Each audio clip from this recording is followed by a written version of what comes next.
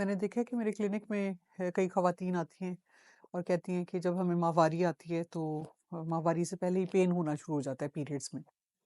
और वो पेन जैसे-जैसे माहवारी शुरू होती है वो दर्द की शिद्दत बढ़ती जाती है और माहवारी के आखिर तक जब पीरियड्स ख़त्म होते हैं तब जाके पेन में कुछ रिलीफ़ मिलता है। या फिर कुछ ख़वातीन कहती हैं कि हमें मुसलसल पेट के निचले हिस्से में हर वक़्त दर्द रहता है।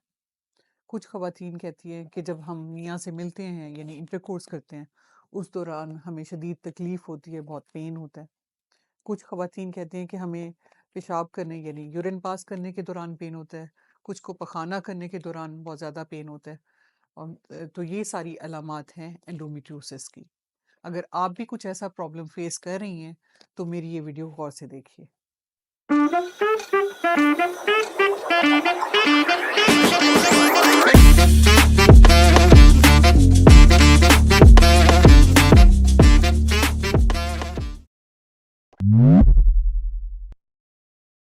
अस्सलाम वालेकुम, मेरा नाम डॉक्टर सबाहत खान है। मैं डॉक्टर्स हॉस्पिटल और उमर हॉस्पिटल जोहर टाउन लाहौर में as consultant gynaecologist and IVF specialist practice कर रही हूँ।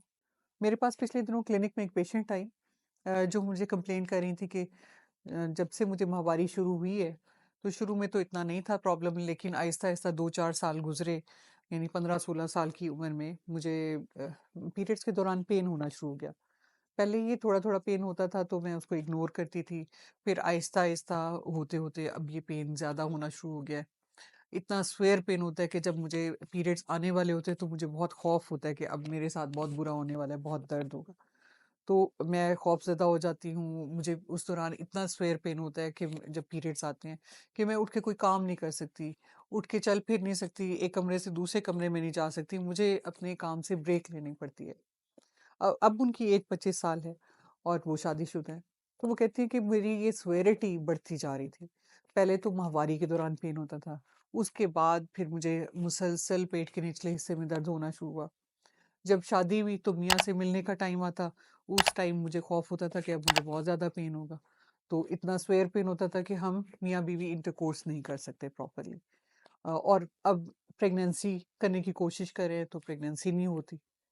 तो जब मैंने उसके टेस्ट कराए, देखा उनका सारा ट्रीटमेंट देखा कि अल्ट्रासाउंड वगैरह करवाए, तो उसपे पता चला कि उनको एंडोमेट्रियोटिक सिस्ट्स हैं, जिन्हें चॉकलेट सिस्ट कहा जाता है। ये एक कंडीशन है जिसमें आपके यूट्रस की लाइनिंग में जो एंडोमेट्रियम होती है, जब आप माहवारी में के दौरान ब्लीड करते हैं, तो बाज़ औक़ात वो आपके पेरिटोनियल कैविटी यानी आपके पेट के अंदर जगह-जगह उसके स्पॉट्स बन जाते हैं।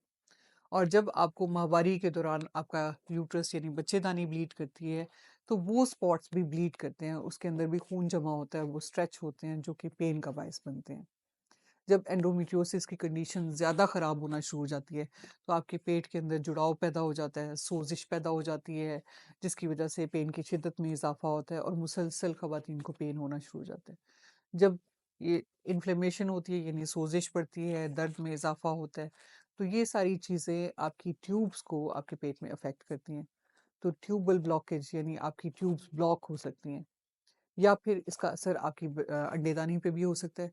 अंडेदानी पे या तो अंडे बनने ख़त्म हो जाते हैं या फिर अंडों की क्वालिटी बहुत ख़राब हो जाती है। ये सारी चीज़ें मिलके बांझपन का बायस बनती हैं।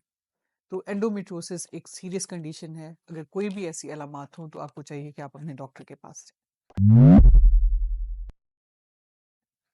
देखिए, एंडोमेट्रियोसिस जब स्टार्ट होता है तो छोटे-छोटे एंडोमेट्रियोटिक स्पॉट्स होते हैं, आहिस्ता-आहिस्ता ये डिज़ीज़ प्रोग्रेस करती है और कुछ पेशेंट्स को सिर्फ माहवारी में पेन का प्रॉब्लम होता है, लेकिन वो कंसीव कर जाते हैं अगर इनिशियल स्टेज पे होते हैं।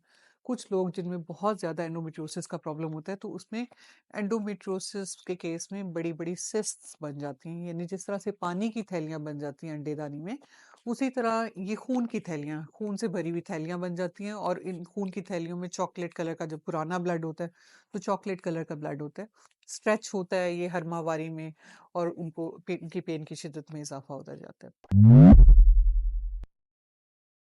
एंडोमेट्रियोसिस के केसेस में फौरी तौर पर अपने डॉक्टर से रुजू करें। आपकी इन्वेस्टिगेशंस कराई जाती हैं, कुछ ब्लड टेस्ट करवाए जाते हैं जिसमें CA-125 एक ब्लड टेस्ट है, उससे भी अंदाज़ा होता है कि आपके अंदर इन्फ्लेमेशन क्या है या एंडोमेट्रियोसिस का लेवल क्या है। इसके अलावा अल्ट्रासाउंड एक इन्वेस्टिगेशन है, जिसपे पता चलाया जाता है कि अगर बड़े-बड़े एंडोमेट्रियोमास हैं आपके अंदर, यानी जो खून की थैलियाँ हैं, तो उससे पता चलाया जाता है। गोल्ड स्टैंडर्ड जो इन्वेस्टिगेशन है वो लेप्रोस्कोपी है, जिसमें कैमरा डाल के आपके पेट के अंदर देखा जाता है और एंडोमेट्रियोसिस की कंडीशन को असेस किया जाता है। अगर तो आपके बच्चे हैं, आपको प्रॉब्लम हो रहा है माहवारी के दौरान पेन का, तो ऐसी सूरत में सर्जरी करके इन एंडोमेट्रियोमा से जो खून की थैलियाँ बड़ी-बड़ी बनी होती हैं, उनको लेप्रोस्कोपिकली रिमूव किया जा सकता है, या बाज़ केसेज़ में ओपन सर्जरी के साथ भी रिमूव किया जा सकता है, यानी पेट पे कट लगा के ऑपरेशन किया जाता है और खून की थैलियों को वहाँ से रिमूव किया जाता है।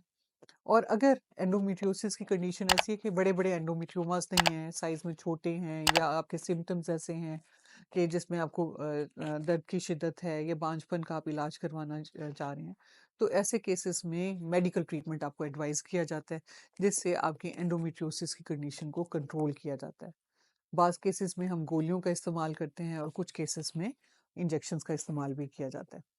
अब क्योंकि एंडोमेट्रियोसिस आपकी फर्टिलिटी को अफेक्ट करती है, आपके बांझपन करती है, तो ऐसे केसेस में आपको जब भी ये डायग्नोज हो और आप बच्चा पैदा करने की कोशिश कर रहे हो, तो फौरी तौर पे फर्टिलिटी कंसल्टेंट से रुजू करें और जो भी बेस्ट ट्रीटमेंट ऑप्शन है वो ऑप्ट करें।